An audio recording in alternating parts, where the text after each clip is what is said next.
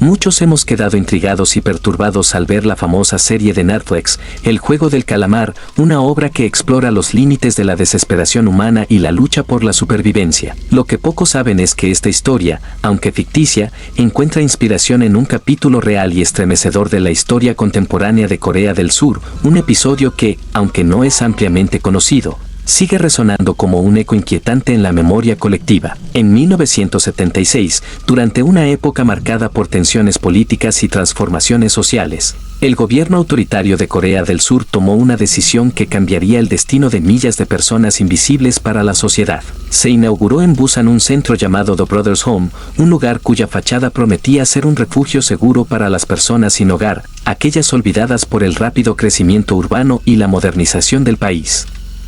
Sin embargo, lo que se escondía detrás de esas paredes iba mucho más allá de lo que la sociedad podía imaginar. El contexto de aquel entonces era clave. Corea del Sur se preparaba para ser el centro de atención mundial con eventos de gran envergadura, como los Juegos Asiáticos de 1986 y los Juegos Olímpicos de Seúl de 1988. Con la mirada internacional fija en el país, el gobierno buscaba proyectar una imagen de progreso, modernidad y orden. Las calles debían estar limpias, no solo de basura, sino de lo que las autoridades consideraban elementos no deseados. En ese afán, personas sin hogar, huérfanos y aquellos que no encajaban en el molde idealizado de la sociedad moderna comenzaron a desaparecer de las calles, trasladados a instituciones como The Brothers Home, en lo que parecía una operación silenciosa pero cuidadosamente planeada. Este centro, que inicialmente se presentó como un espacio de rehabilitación y apoyo, pronto se convirtió en algo muy diferente. Personas de todas las edades eran llevadas allí contra su voluntad. Según investigaciones realizadas en 1987 por fiscales locales, menos del 10% de los internos eran realmente personas sin hogar. Los demás eran ciudadanos comunes, incluidos niños y adolescentes que simplemente habían quedado al margen del sistema. Dentro de The Brothers Home, a cada persona se le asignaba un número de identificación y un uniforme azul oscuro, elementos que despojaban a los internos de su identidad individual. Este sistema, aparentemente inofensivo, ocultaba una estrategia mucho más profunda: eliminar cualquier rastro de singularidad o resistencia, reduciendo a las personas a meros componentes de un sistema mecanizado. Aunque las condiciones del lugar se mantenían en secreto, comenzaron a circular rumores entre los habitantes de Busan. Historias sobre largas jornadas de trabajo obligatorio, rutinas inquebrantables y un ambiente impregnado de silencio forzado empezaron a emerger lentamente. La vida dentro del centro parecía estar diseñada para borrar no solo las huellas externas de las personas, sino también su esencia interna. El fiscal Kim Yong-won fue quien, movido por las crecientes sospechas, decidió adentrarse en esta oscura realidad.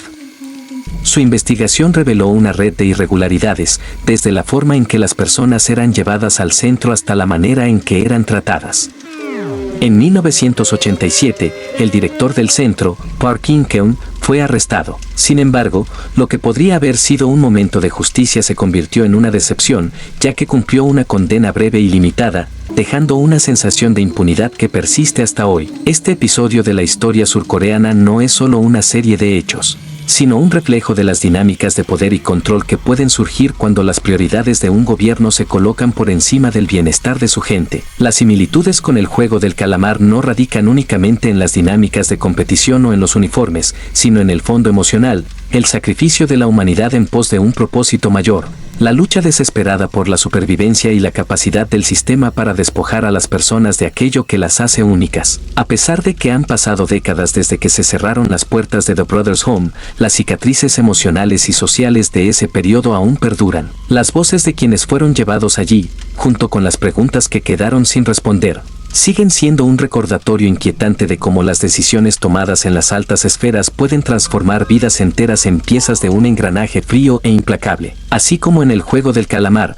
donde los personajes enfrentan pruebas que reflejan sus miedos y desesperaciones, la historia real detrás de The Brothers Home nos invita a reflexionar sobre los límites de la empatía, la fragilidad de la dignidad humana y cómo, bajo ciertos, en estas circunstancias, la sociedad puede ignorar el sufrimiento de quienes están en los márgenes.